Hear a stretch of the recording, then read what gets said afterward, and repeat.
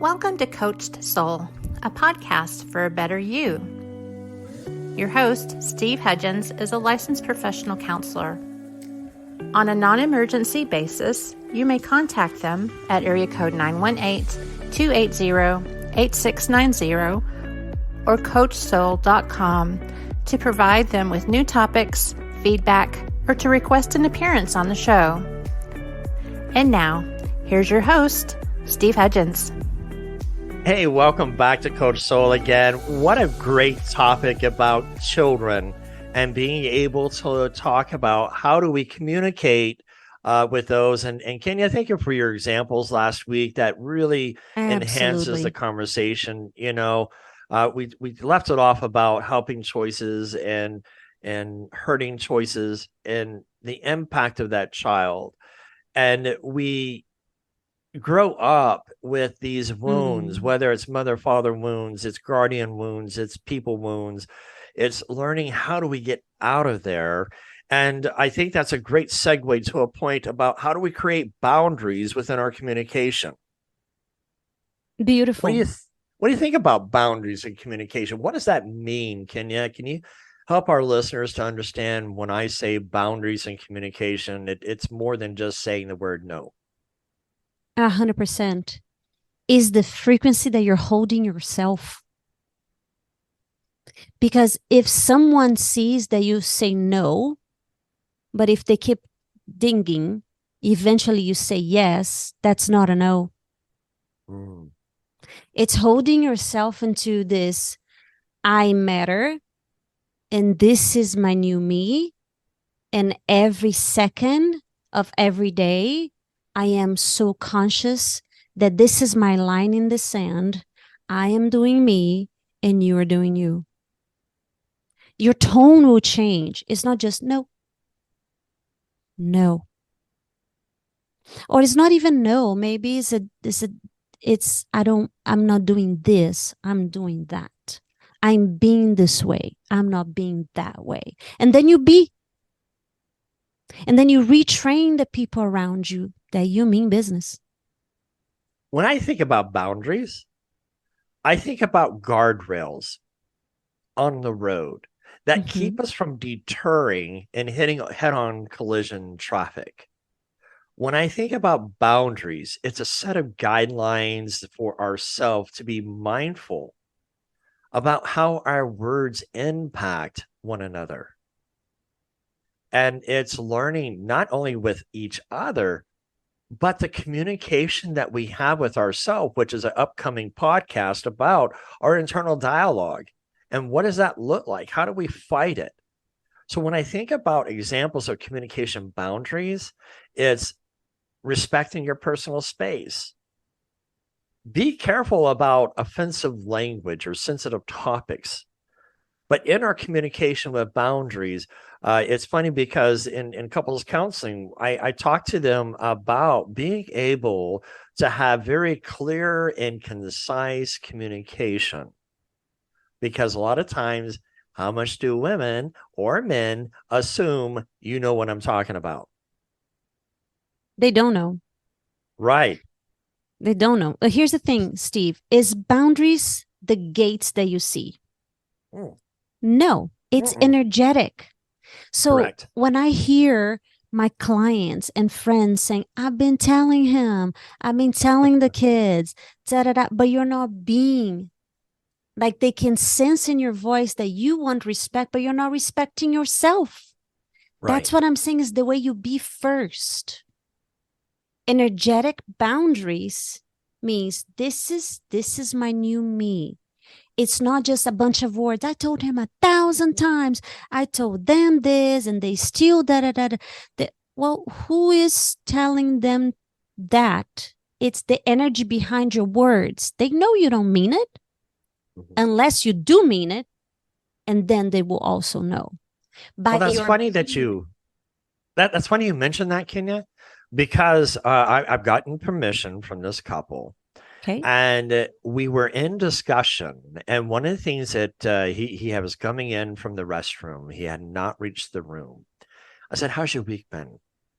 "Really rough." And I said, "I'm sorry to hear it's been rough." What's made it rough? He's saying some hateful, angry words to me that I'm starting to believe it. Wow. And I'm ready to go out the door. So talk about what you're saying when it comes to that energy, the power behind the words. You kind of dive a little bit more into what you're expressing here in that realm. I am not going to give you a percentage, but there's a big Okay. percentage that when you are saying something hurtful words, you are in immense amount of pain. And that pain can be conscious or unconscious. Like, I'm good, she's the problem. I'm good, he's the problem. But the truth is, if you're still there, you want the relationship to heal. If you're still there, if you have not walked away, there's something in it that you're believing that could be different. And I wonder if that something is you showing up differently. I heard that a million times through all my training with Tony Robbins, different energy mentors that I had throughout my life. You get what you tolerate. You don't get what you deserve. You are who you deserve first. So if I'm sitting here and I'm allowing the verbal abuse to be, then it will continue to be your bag of, I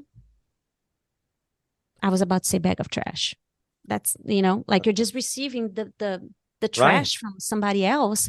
That is an incredible pain. And I dare to say generational, because he did not learn to be abusive as a baby. He learned by watching, by seeing, by experimenting. So for this beautiful woman, what I would tell her is, since when did you learn that it's okay to be there and be a victim and just take it? Who taught you to not have a voice? Unteach. You are beautiful and wonderfully made. You do have a voice.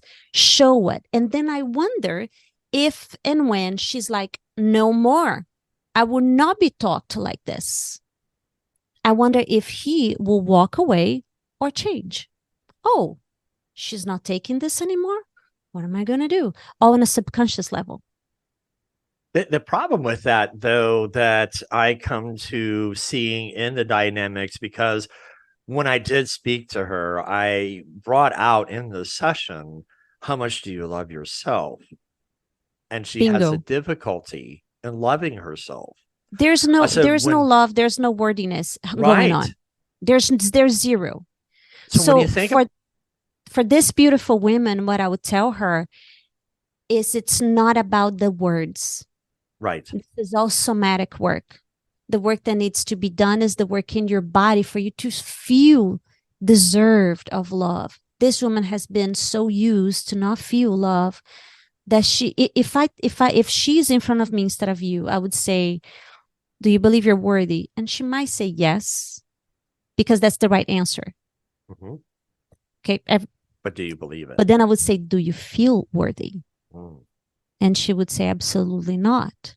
It's like, so is this a new concept for you? And then she'll probably cry and tell me about her childhood. The way that I can think about this metaphorically is a light bulb.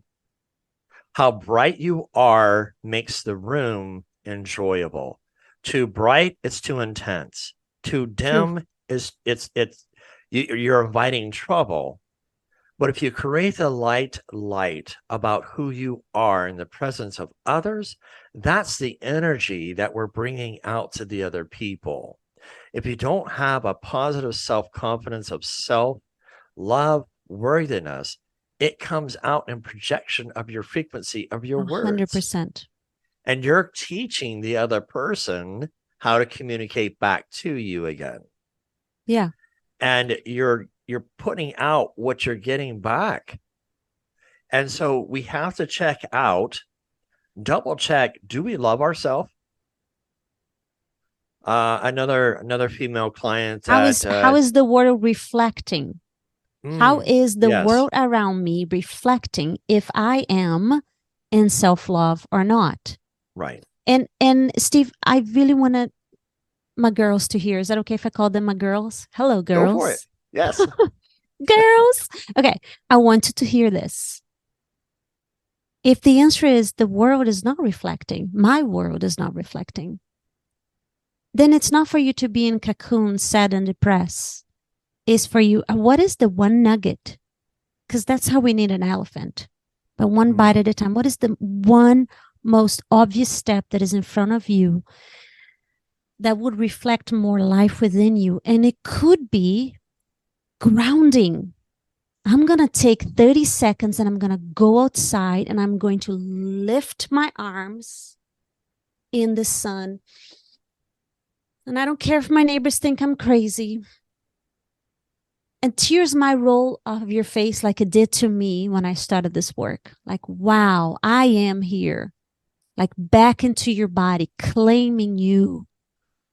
You get to reparent you. You get to love that inner child. You are not your traumas. The traumas were part of you.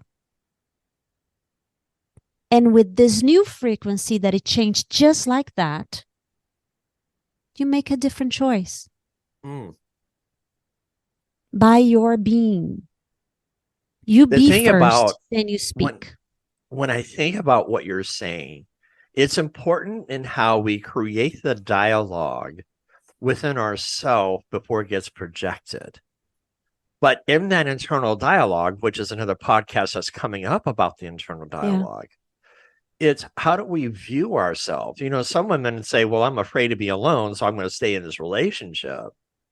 Well, what's better, alone or staying in an unhealthy relationship? I don't think that this is actually they're saying. What they're saying, in my opinion, from a reflection standpoint, it's not that they're afraid of being alone, is they have never been with themselves. There you go. They have never been with themselves, because when you are, this is what I'm saying, that 30 second grounding outside is the first nugget of being with yourself, being in your body, listening to your breath. And even before, and I know we have a podcast coming up about that, but even before the inner talk is the observing. What am I even saying? And are those voices me, or is those voices of the past? You know, and that's so true about the communication with others and within ourselves. And I had a conversation the other day, because it's like, okay, how much abuse do I take? None. You know, I don't believe in divorce. I don't believe in it. And I'm like, wait a minute here. Wait. God does not want us to be in an abusive situation. No. Well, he allows it. Okay, wait a minute. God is not Zeus. He's not making these decisions for you, dear one. He's not. You go. It's you. It's all you. So I love me some God. You know, if you know me, you know that I call God God. And he's not twisting your neck to do things. Correct. You're not victim of God or the devil. It's personal power and your decision. Before the decision, your awareness of having the decision. Because so I want to give grace. I want to give grace to the willpower here. It's not all willpower. Maybe you don't have the willpower because literally your energy is low and there is not energy enough available. This is truly your best in this moment. So if I'm speaking to you and that is your best at the moment, then receive grace, receive love. You know, and that's the thing. Boundaries of communication has to have a delicate balance within itself. And I had a deep theological conversation the other day about what's it mean to turn the other cheek? Does that mean it allows the other person to slap you? No. My faith in that context means that I hold no resentment. That's right. To turn the other cheek doesn't mean that they allow you to slap them. It means Steve, not to hold resentment. You know what the person will say, but you don't know what he did to me. You don't know what she did to me. And then there's a big old story behind that, which I know it's true. And yet What does the resentment do to you and to your heart? That's the boundaries of communication, is being able to recognize that if I'm being hurt, don't stay in the hurt, but check out for a moment and realize, where is the hurt coming from? Is the other person communicating the words that's causing you hurt? Or is something resonating within you that's causing the hurt? Or is it a mixture of both? So boundaries should be able to allow us to step back without being reactive to self or others in our communication. Perfect. And, Yes. how reactive do we get? And you look at customer service, and as a director and being a manager of a retail stores and things of that nature, and I had 120 people reporting to me, it's important that I set the tone and the example of communication. Yeah. And as a director of an inpatient hospital, they would call me down, and this kid was going off, and yet there was 5 people in the hallway against this one kid. And I said, hey, back off. And I did the unthinkable. I sat on the ground. There's a boundary in communication. I submitted myself, not on an authoritative basis, but to be able to start managing his emotions because he was so dysregulated. And when I sat down, I lowered my voice, my speech rate, and I said, hey, man, that must be really difficult what you're going through. And I don't know what's going on. And I want to help you. Do you mind sitting down and just talk to me? I'll even give you a moment if you don't want to talk to me right now. And we'll just sit here in silence, but just come down and sit with me, because I like some company. And he did that. Wow. Boundaries in communication knows, where is my speech rate? What is my tone? What is my body language? It sure sounded that it wasn't just boundaries in communication. Because when I hear, right, I'm very feminine and flowy. Sure. So when I hear boundaries communication, it sounds very square, like right and wrong. I heard a ton of love. Yes, there you go. That's when it works. It's not square. It's the intention of love for yourself first, and then love for others, because this doesn't work. This is why boundaries is when you show up and say, this doesn't work. This works. This doesn't work. And you be in the energetic state with a ton of love. It will always work with a ton of love. Correct. Boundaries is recognizing where I need to hold back. Because we can be in an argument, and is it worth me matching your elevation? Is it worth me elevating to your standard? It's not. But when that would not be kind to you. That wouldn't be kind to you and your nervous system. Right. That's what I'm saying. I started this conversation saying it's all about how you be, how you feel first. Because elevating and go ape, beep, it's how is that kind to you? And is that going to get you closer to your outcome? Now, between you and me, all this happened in a split of time. So it's not like you're thinking of all those parts. So let me give you one thing to think. Love first, grounded first.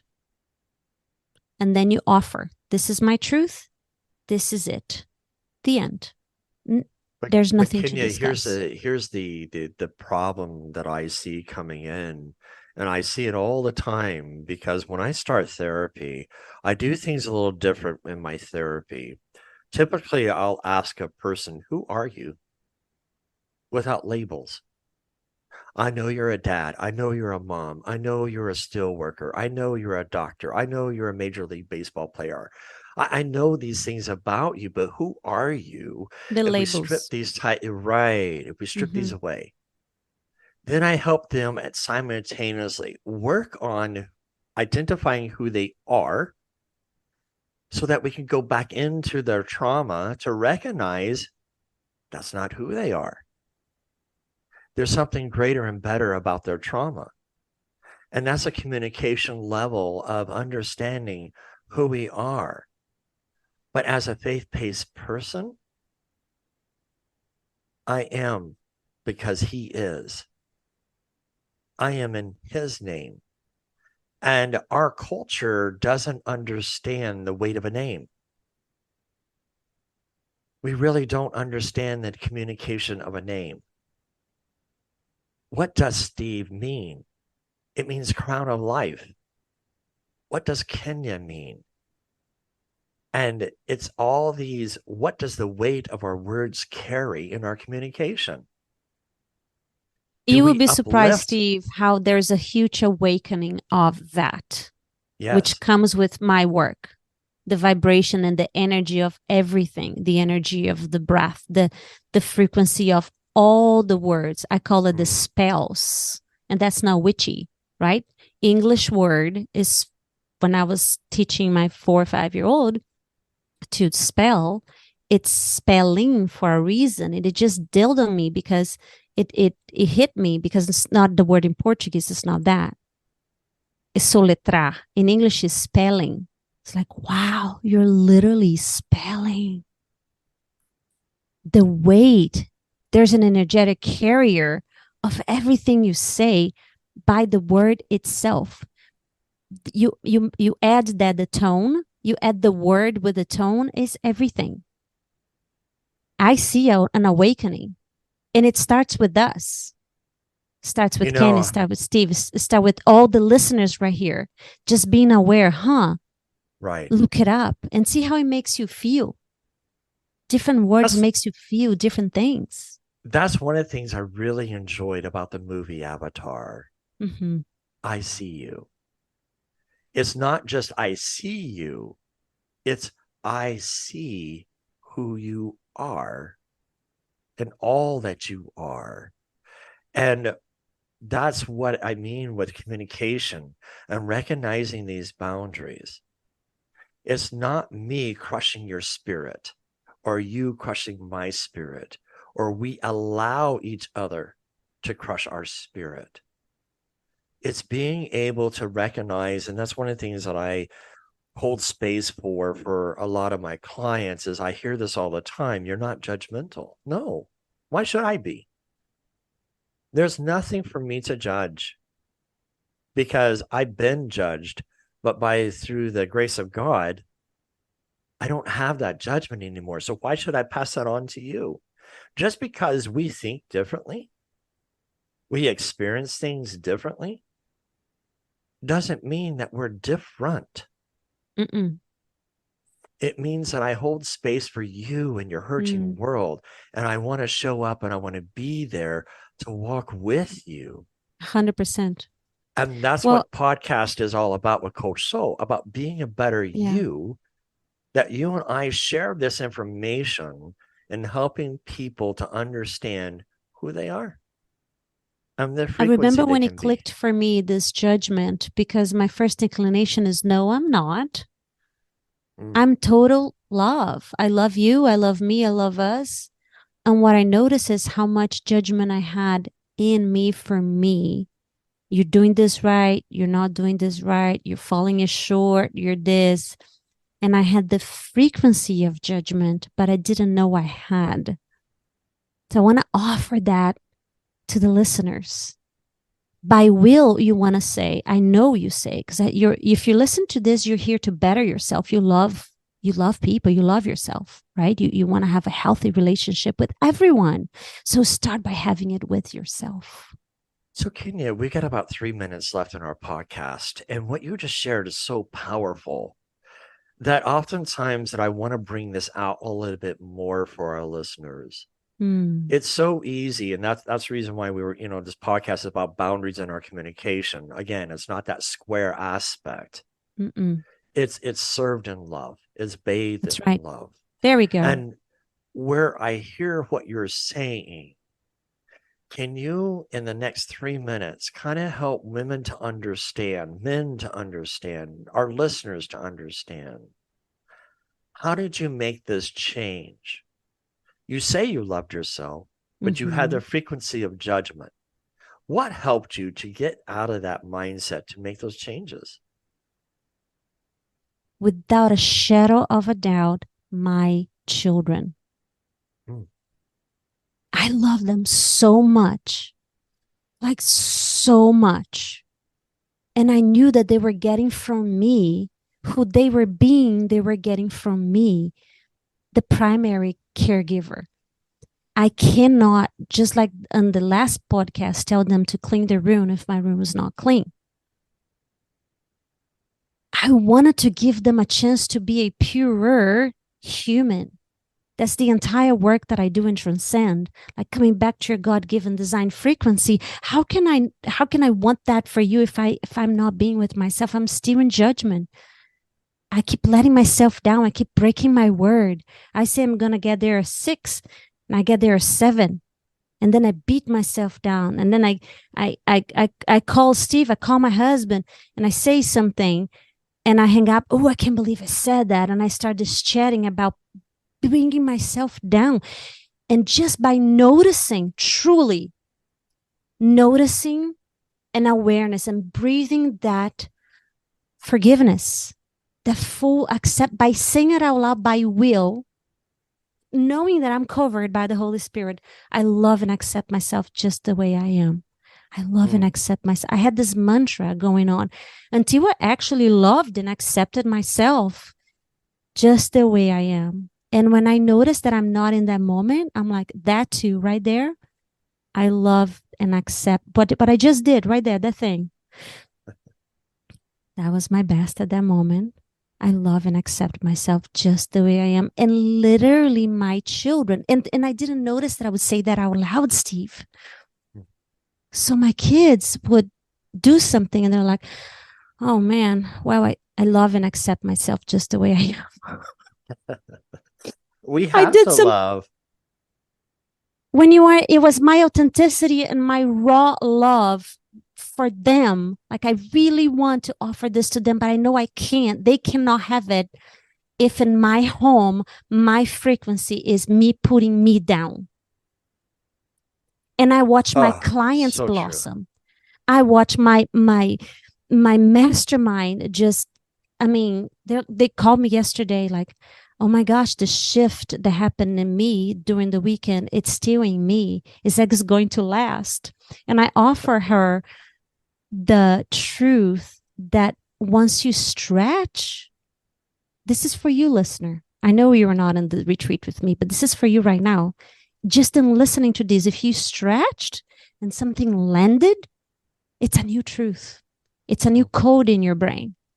It's a new code in your DNA. Now you get to embody the truth that you are worthy and that you are love and you are a masterpiece and you are enough by your being. And you can relax your hands by doing so much and your voice and just be. Try that on and let me know. Great ending, Kenya. And to just put this a bow or a cherry on top of the ice cream or cake or however, whatever you want to call it, it's being aware. We live in a culture that's so fast paced. We want coffee. We've already got our favorite coffee place to go to. We want something to eat fast. We got our air fryer or microwave. We want something so quick that we get in our car and go wherever we want to go. But when electricity goes off, awareness really becomes heightened. So where I'm going with this, part of the boundaries of communication is realizing that we're living in a very fast-paced, reactive world, that if we just take time to show ourselves some love, our communication relationships with other people will flourish because you're the light of their life, so to speak. So be that light bulb, go out and shine the light, be a better you, and be blessed. Thanks for joining us today. We hope to have you back next week. Until then, be safe and be kind.